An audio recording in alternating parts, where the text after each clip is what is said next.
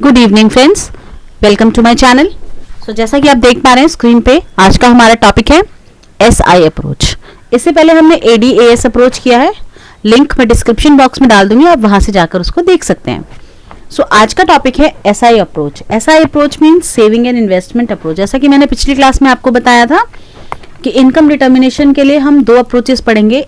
एक तो हम पढ़ेंगे AD, aggregate demand is equal to aggregate supply, और दूसरी जो आज हम पढ़ रहे हैं that is saving is equal to investment. So अब इसमें हमें कैसे करना है, तो ये मैं आपको इसमें बताने जा रही हूँ। सो सबसे पहले हमें लिखना क्या होगा इसमें कि आपको सबको पता है कि equilibrium level of income is determined where investment is planned investment is equal to planned savings. So सबसे पहले हम इस अप्रोच को जब स्टार्ट करेंगे तो हम सबसे पहले यही बताएंगे कि इक्विलिब्रियम लेवल होता क्या है। सो according to this approach, the equilibrium level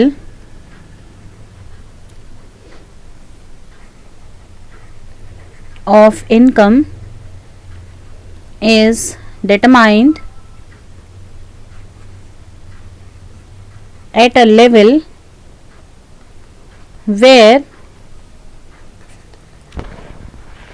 planned savings is equal to planned investment।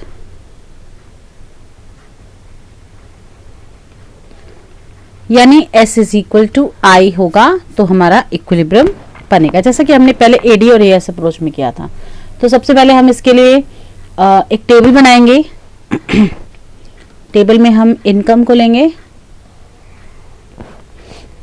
Now consumption, then savings.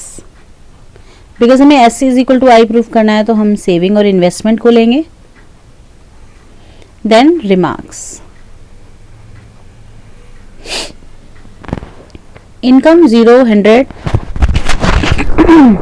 200, 300, 400 and 500, 600 हमने ले लिया। कंजम्पशन 0 पर आपका कभी भी 0 नहीं होता। So consumption for your survival you have to, मैंने पहले भी बताया था, आप कुछ ना कुछ कंज्यूम ज़रूर करते हैं।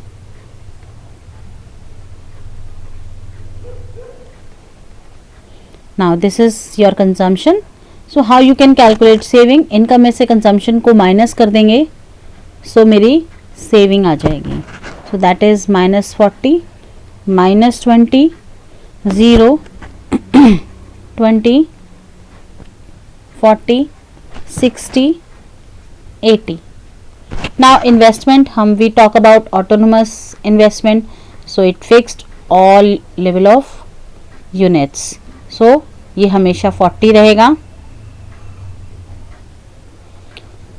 सो रिमार्क्स में अगर हम देखें तो अब आपका because S is equal to I आपको प्रूफ करना है इक्विलिब्रियम लेवल पे, तो S is equal to I आपका यहाँ पे आ रहा है, this is S is equal to I. So this is the point of equilibrium.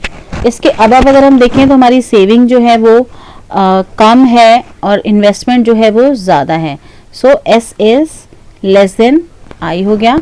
Now below equilibrium level अगर हम देखते हैं तो हमारी सेविंग जो है वो ज़्यादा है, इन स्पाइट ऑफ इन्वेस्टमेंट जो है वो हमारी कम है। सो इसी तरीके से जैसा हमने पहले एडीएएस का बनाया था वैसे ही हमने इसमें एसआई अप्रोच का भी बनाया है। सो दिस इज योर इक्विलिब्रियम। यहाँ पर आपका एस जो है वो लेस देन आई है, यानी एस जो है सेविंग्स जो है वो आपकी इन्वेस्टमेंट आपकी ज़्यादा है, सेविंग आपकी कम है। और यहाँ पर इस बिलो इक्विलिब्रियम आपकी सेविंग्स जो हैं वो ज़्यादा हैं और आपकी इन्वेस्टमेंट्स कम है। Now I move on to diagram. Diagram में हम इसको कैसे बनाएंगे, this is your diagram.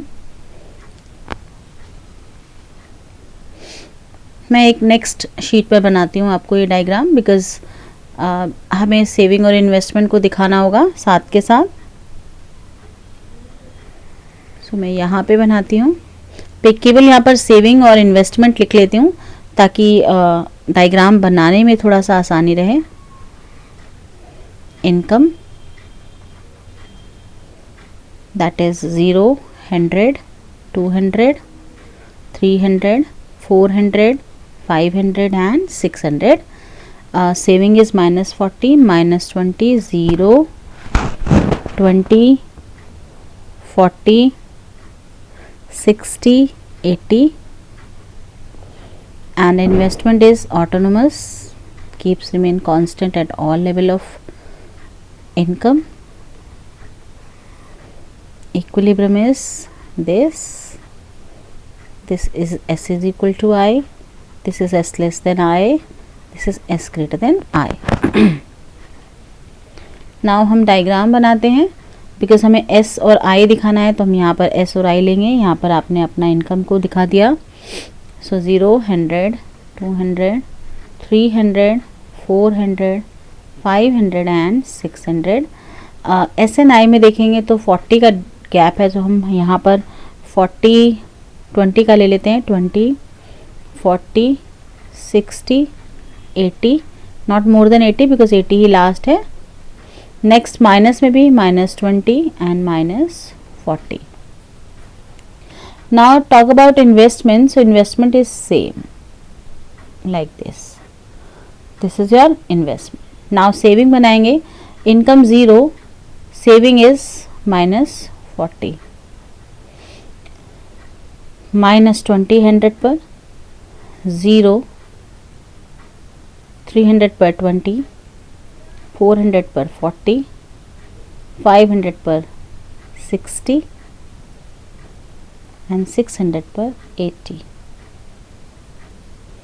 Now सारे पॉइंट्स को नीटली हम ज्वाइन कर देंगे. So this is your saving. This is called equilibrium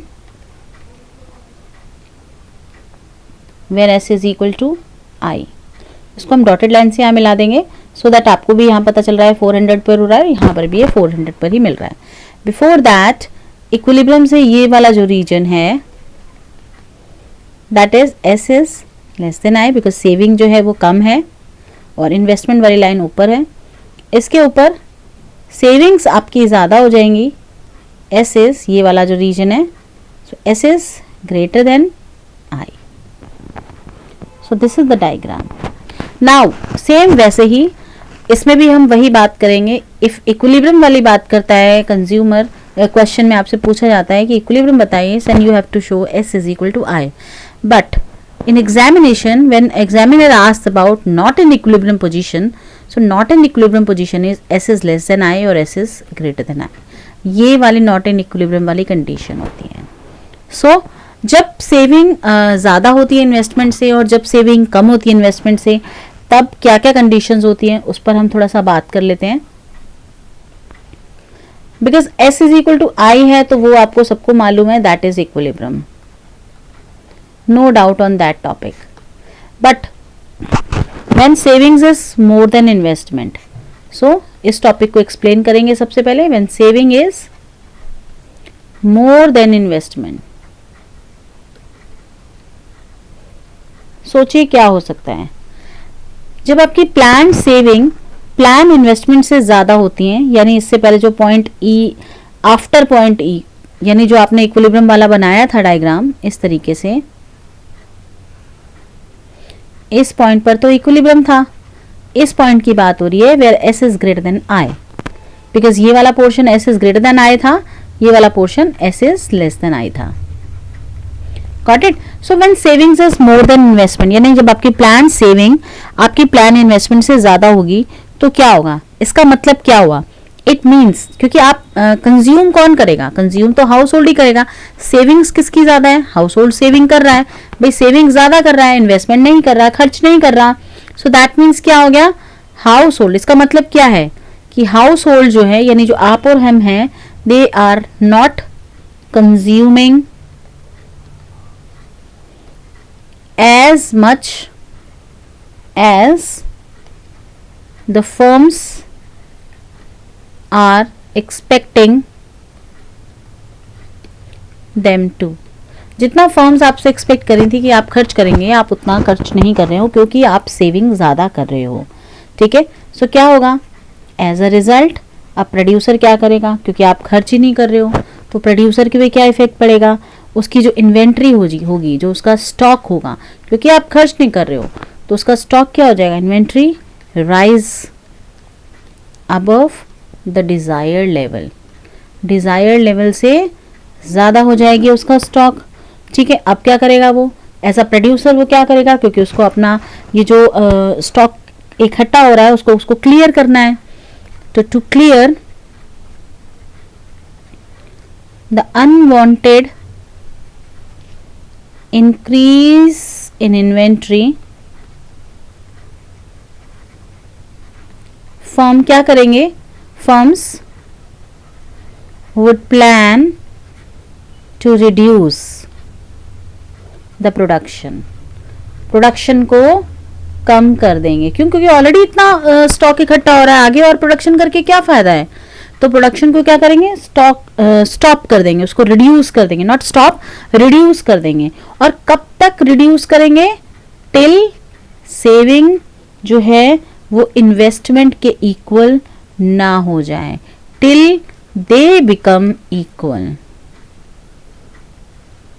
और जब वो इक्वल आ जाएगा तो फिर वो इक्विलिब्रियम वाली पोजीशन आ जाएगी। Got it, same this is S is greater than I, ऐसे ही सजेस्ट अपोजिट, अपोजिट में क्या होगा, सेविंग्स हैं वो लेस देन इन्वेस्टमेंट है, so when saving is less then investment,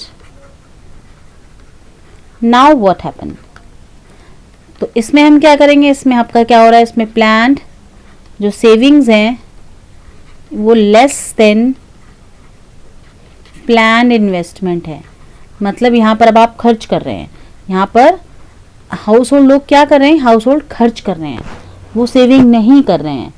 ठीक है, यानी बिफोर पॉइंट ई जो आपका इक्विलिब्रियम पॉइंट था, तो इसका मतलब क्या हुआ, इट मीन्स आप लोग खर्च कर रहे हैं, it means that household are consuming more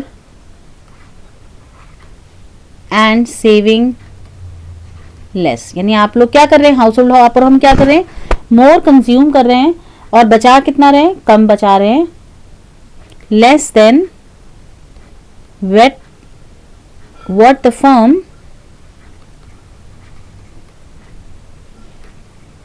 expected them to, जितना फर्म्स हमसे एक्सपेक्ट कर रहे थे, जितना हाँ प्रोड्यूसर्स हमसे एक्सपेक्ट कर रहे थे कि हम उतना खर्च करेंगे, हम उससे ज़्यादा खर्च कर रहे हैं। ठीक है, सो क्या होगा, as a result planned inventory would fall, अब जो मेरा स्टॉक है वो फॉल होने लग जाएगा below the desired level, desired level से भी बिलो चला जाएगा। अब मुझे क्या करना है, क्योंकि मुझे अपने स्टॉक को रखना पड़ेगा, अपने स्टॉक का बैकअप रखना पड़ेगा, तो मैं क्या करूंगी, to bring the inventory back to the desired level, firm क्या करेंगे, firms would plan to increase the production, कब तक अपने प्रोडक्शन को बढ़ाएंगे, till saving and investment becomes equal,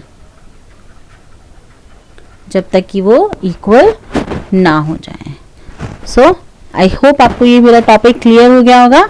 आज के लिए बस इतना ही, इसके आगे मैं कंटिन्यू करूंगी नेक्स्ट क्लास में। सो अगर आपको मेरी वीडियो पसंद आती है तो प्लीज़ लाइक शेयर और सब्सक्राइब ज़रूर कीजिएगा मेरे चैनल को। Thank you very much.